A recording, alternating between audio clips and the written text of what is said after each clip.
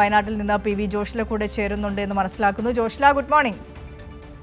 Good morning. Yes, Wayanad എങ്ങനെ ചിന്തിക്കുന്നു എന്നാണ് നമ്മുടെ പ്രേക്ഷക സുഹൃത്തുക്കളൊക്കെ ചോദിക്കുന്നത്. കാരണം വയനാട് എന്ന ജില്ലയുടെ പേര് കേവലം ഒരു തെരഞ്ഞെടുപ്പ് കാലഘട്ടത്തിൽ മാത്രമല്ല നമ്മളിപ്പോൾ സംസാരിക്കുന്നത്. കഴിഞ്ഞ കുറേ ദിവസങ്ങളായി, കാലഘട്ടങ്ങളിലായി വയനാടിനെ കുറിച്ച് വലിയ ആശങ്കയുണ്ട് നമ്മൾക്ക്. പ്രത്യേകിച്ച് കോൺഗ്രസിനകത്ത് നിരവധി ആത്മഹത്യകൾ റിപ്പോർട്ട് ചെയ്യപ്പെട്ടൊരു നാട് കൂടിയാണ് വയനാട്. കോൺഗ്രസിനകത്ത് വലിയ പൊട്ടിത്തെറികൾ റിപ്പോർട്ട് ചെയ്യപ്പെട്ടൊരു നാട് കൂടിയാണ് വയനാട്. ദുരന്ത നിവാരണ ഫണ്ട് വലിയൊരു ദുരന്തം നേരിട്ട വയനാടിനെ ആ ദുരന്തത്തിൽ നിന്ന് കയറ്റുകയല്ലാതെ വീണ്ടും വീണ്ടും ദുരന്തത്തിലേക്ക് തള്ളിയിടുന്ന രീതിയിൽ ആ ദുരന്തബാധിതർക്ക് വേണ്ടി പിരിച്ച ഫണ്ട് തട്ടിക്കുന്നു. അവർക്ക് വെച്ചു കൊടുക്കാമെന്നേറ്റ വീട് എവിടെ എന്ന ചോദ്യത്തിന് മറുപടിയില്ല. അപ്പോൾ അത്തരത്തിലുള്ള വലിയ വലിയ പ്രശ്നങ്ങൾ വയനാട്ടിലുണ്ട്. അതുകൊണ്ടുകൂടിയാണ് വയനാട് ഒരു ശ്രദ്ധാ കേന്ദ്രമാകുന്നത്. തീർച്ചയായും മിനിഷ, വയനാടിനെ സംബന്ധിച്ചിടത്തോളം ഇപ്പോഴും ആ പ്രശ്നങ്ങളൊക്കെ തന്നെ, അതായത് കോൺഗ്രസിനെ സംബന്ധിച്ചിടത്തോളം ആ പ്രശ്നങ്ങളൊക്കെ തന്നെ ഇപ്പോഴും നിലനിൽക്കുന്നുണ്ട് എന്നുള്ളതാണ്. ഇന്നലെ 3 പേരാണ് കോൺഗ്രസിൽ നിന്നും രാജിവെച്ച് പുറത്തേക്ക് പോയത്. കോൺഗ്രസിന്റെ പ്രാഥമിക അംഗത്വത്തിൽ നിന്നും രാജിവെച്ച് പുറത്തേക്ക് പോയത് 3 പേരാണ്. 3 പേർ എന്ന് പറയുന്നത് പൂതാടി പഞ്ചായത്തിലെ പഞ്ചായത്ത് അംഗങ്ങളാണ് രാജിവെച്ച് പോയിട്ടുള്ളത്. അവർ കോൺഗ്രസിൽ നിന്നും രാജിവെച്ച് പോവുകയാണ്. സ്ഥാനാർത്ഥി നിർണയ ചർച്ചകൾ എല്ലാവരുടെയും സജീവമായി നടക്കുകയാണ്. വലിയ പോരിലേക്ക് എത്രത്തോളം സജീവമാകുന്ന കോൺഗ്രസും UDF-ഉം അത്രത്തോളം വലിയ പോരിലേക്കാണ് പോയിക്കൊണ്ടിരിക്കുന്നത്. ഇതൊക്കെ അവസാനിച്ചു എന്നായിരുന്നു KPCC അതുപോലെ തന്നെ ദേശീയ നേതൃത്വവും ഒക്കെ തന്നെ പറഞ്ഞിരുന്നത്. അതായത് വയനാട്ടിലെ കോൺഗ്രസിനിടയിലെ പ്രശ്നങ്ങൾ, ഗ്രൂപ്പ് പോരൊക്കെ അവസാനിച്ചു എന്നുള്ള രീതിയിലേക്കാണ് വരുത്തി തീർക്കാൻ ശ്രമിച്ചത്. എന്നാൽ അത് ഏറ്റവും രൂക്ഷമായിക്കൊണ്ടിരിക്കുന്ന ഒരു സാഹചര്യം അതാണ് നമ്മളിപ്പോൾ കണ്ടുകൊണ്ടിരിക്കുന്നത് എന്നുള്ളതാണ് വസ്തുത. അതിൽ പ്രധാനമായും നമുക്കറിയാം, ND അപ്പച്ചനെ മാറ്റിക്കൊണ്ട് പുതിയ TJ ഐസക്കിനെ DCC പ്രസിഡന്റാക്കി കൊണ്ടുവന്നു. അതോടുകൂടി ഗ്രൂപ്പ് വഴക്ക് IC ബാലകൃഷ്ണനെ സംരക്ഷിക്കുന്ന അവസ്ഥയിലേക്ക്, IC ബാലകൃഷ്ണനെയും അവരുടെ ഗ്രൂപ്പിനെയും സംരക്ഷിക്കുന്ന അവസ്ഥയിലേക്ക് കോൺഗ്രസ് പോയി. എന്നാൽ അത്തരത്തിലുള്ള ഒരു പ്രശ്നം ഇപ്പോഴും നിലനിൽക്കുന്നു. ആ ഗ്രൂപ്പുകളൊക്കെ തന്നെ സജീവമായി നിലനിൽക്കുന്നു എന്നുള്ളതിന്റെ ഉദാഹരണമാണ് INTSC ജില്ലാ സെക്രട്ടറി PJ ഷാജി ഇന്നലെ രാത്രിയോടുകൂടി കോൺഗ്രസിന്റെ പ്രാഥമിക അംഗത്വം രാജിവെച്ചിരിക്കുന്നു എന്നുള്ള വാർത്തയാണ് പുറത്തേക്ക് വന്നിട്ടുള്ളത്. അതുപോലെ തന്നെ പൂതാടി 5ാം വാർഡ് CMM അംഗം MV രാജൻ ഇന്നലെ ഇത്തരത്തിൽ ഒരു രാജിക്കത്ത് കോൺഗ്രസിന് നൽകി കഴിഞ്ഞു. ഇതിൽ ഏറ്റവും പ്രധാനപ്പെട്ട മറ്റൊരു കാര്യം, MV രാജനെ ഞങ്ങൾ ഫോണിലൂടെ ബന്ധപ്പെട്ടിരുന്നു. എന്താണ് ഇതിന് കാരണം എന്നുള്ള കാര്യം ചോദിച്ചിരുന്നു. അപ്പോൾ അദ്ദേഹം പറഞ്ഞത്, ഇനിയൊരു ആത്മഹത്യയിലേക്ക് പോകുന്ന അവസ്ഥയിലേക്ക് ഞങ്ങൾക്ക് മാറാൻ സാധിക്കുകയില്ല എന്നുള്ളതാണ്.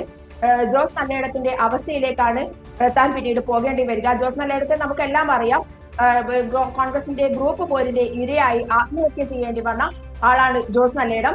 അത്തരത്തിൽ തന്നെയും ഈ രീതിയിലൊക്കെ തന്നെ അവഹേളിക്കുകയും ഗ്രൂപ്പ് പോരിന്റെ ഭാഗമായി കള്ളക്കേസിൽ കൊടുക്കാൻ ശ്രമിക്കുകയും അപവാദ പ്രചരണങ്ങൾ അടക്കം നടത്തുകയും ചെയ്തുകൊണ്ടിരിക്കുകയാണ് എതിർ ഗ്രൂപ്പുകൾ എന്നുള്ളതാണ് MV രാജൻ ഇന്നലെ ഞങ്ങളോട് സംസാരിച്ചത്. അതുകൊണ്ട് വീണ്ടും ഒരു ജോസ് നല്ലയിടം ആകാൻ ഞാൻ ആഗ്രഹിക്കുന്നില്ല.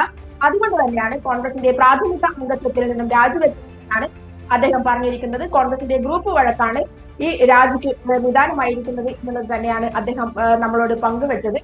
അതേ അവസ്ഥയിലേക്ക് തന്നെയാണ് ഇമാനുവൽ എന്ന തങ്കച്ചൻ, 19ാം വാർഡിന്റെ ജനപ്രതിനിധിയായിരുന്നു അദ്ദേഹം. കോൺഗ്രസിന്റെ അല്ലെങ്കിൽ UDF-ന്റെ ജനപ്രതിനിധിയായിരുന്നു അദ്ദേഹവും കോൺഗ്രസിന്റെ പ്രാഥമിക അംഗത്വത്തിൽ നിന്നും രാജിവെച്ചിരിക്കുന്നു. ഈ രീതിയിൽ ഗ്രൂപ്പ് പോരുകളുടെയും സ്ഥാനാർത്ഥി നിർണയ ചർച്ചകളിലേക്കിടയിലെ പോരുകളുടെയും ഇടയിലൂടെ തന്നെയാണ് വയനാട്ടിൽ കോൺഗ്രസ് മുന്നോട്ട് പോയിക്കൊണ്ടിരിക്കുന്നത്. ജനാധിപത്യ മുന്നണി പലയിടങ്ങളിലും സ്ഥാനാർത്ഥികളെ പ്രഖ്യാപിച്ചു കഴിഞ്ഞു. ഈ തെരഞ്ഞെടുപ്പ് പ്രഖ്യാപിച്ചതിന് മുൻപ് തന്നെ വാർഡുകളിൽ പലയിടങ്ങളിലും സ്ഥാനാർത്ഥികൾ വീടുകൾ കയറിയിറങ്ങാൻ തുടങ്ങിയിരിക്കുന്നു.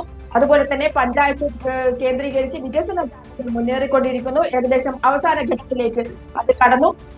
ഇന്നലെയോടുകൂടി പൂർണ്ണമായും തീരാറായി എന്ന് വേണം പറയാൻ. എന്തായാലും വികസന മുന്നേറ്റ ജാഥകൾ സർക്കാരിന്റെ നേട്ടങ്ങളെ കുറിച്ചും വയനാടിന്റെ പ്രതീക്ഷകളെ കുറിച്ചും വയനാടിന്റെ പ്രതീക്ഷയെ സർക്കാർ എത്രമാത്രം നെഞ്ചോട് ചേർത്ത് നിന്നു എന്നുള്ള കാര്യങ്ങളും ഒക്കെ തന്നെ വിശദീകരിച്ചുകൊണ്ടാണ് വികസന ജാഥകൾ മുന്നോട്ട് പോയിക്കൊണ്ടിരിക്കുന്നത്.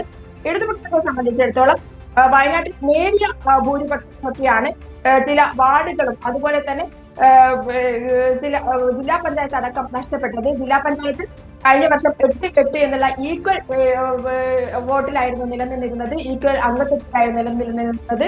അത് കഴിഞ്ഞ വർഷം നറുക്കെടുപ്പിലൂടെയാണ് UDF കൊടുക്കേണ്ടി വന്നത്. എന്തായാലും ഇത്തവണ എല്ലാ സീറ്റുകളും നേടും എന്നുള്ള പ്രതീക്ഷയോടു കൂടിയാണ് ഇടതുപക്ഷ ജനാധിപത്യ മുന്നണി മുന്നോട്ട് പോയിക്കൊണ്ടിരിക്കുന്നത്. കഴിഞ്ഞ വർഷം ബത്തേരി നഗരസഭ ഇടതുപക്ഷ ജനാധിപത്യ മുന്നണിയുടെ കയ്യിലായിരുന്നു. കഴിഞ്ഞ 2 തവണയായി ഇടതുപക്ഷ ജനാധിപത്യ മുന്നണിയാണ് ഭരിക്കുന്നത്. അതിന്റെ എല്ലാ നേട്ടങ്ങളും സുൽത്താൻ ബത്തേരി നഗരസഭയെ സംബന്ധിച്ചിടത്തോളം ഉണ്ട്. അതുകൂടി ചൂണ്ടിക്കാണിച്ചുകൊണ്ട് ആയിരിക്കും മുന്നേറുക. സുൽത്താൻ ബത്തേരി നഗരസഭ നിലനിർത്തുകയും അതോടൊപ്പം തന്നെ കൽപ്പറ്റ നഗരസഭ 2 സീറ്റിലാണ് നഷ്ടമായത്. ആ 2 സീറ്റും ചെറിയ കാരണങ്ങൾ കൊണ്ടാണ് നഷ്ടമായത് എന്നുള്ളത് ഇടതുപക്ഷ ജനാധിപത്യ മുന്നണിക്ക് തന്നെ നേതാക്കൾക്ക് തന്നെ നല്ല ബോധ്യമുണ്ട്. അതുകൊണ്ട് തന്നെ തിരിച്ചെടുക്കുക എന്നുള്ള ഒരു മുന്നേറ്റം കൂടി അവിടെ നടത്തേണ്ടതുണ്ട് എന്നുള്ള രീതിയിലാണ് പ്രവർത്തിച്ചു വരുന്നത്. പിന്നീടുള്ളത് മാനന്തവാടി നഗരസഭയാണ്. മാനന്തവാടി നഗരസഭയിൽ UDF ഭരണകാലത്തുണ്ടായ അഴിമതിയൊക്കെ തന്നെ മുൻനിർത്തിക്കൊണ്ടുള്ള പ്രചാരണ പ്രവർത്തനങ്ങൾ ഇടതുപക്ഷ ജനാധിപത്യ മുന്നണി നടത്തിക്കൊണ്ടിരിക്കുകയാണ്. നിമിഷ. യെസ്, ജോഷ്ലയാണ് വയനാട് എങ്ങനെ ചിന്തിക്കുന്നു, വയനാടിൻ്റെ തദ്ദേശ സ്വയംഭരണ സ്ഥാപനങ്ങളിലേക്കുള്ള തെരഞ്ഞെടുപ്പിന് മുന്നോടിയായിട്ടുള്ള മുന്നൊരുക്കങ്ങളെക്കുറിച്ച് ഒരു സമഗ്ര ചിത്രം നമുക്ക് മുന്നിൽ വരച്ചു കാട്ടിയത്.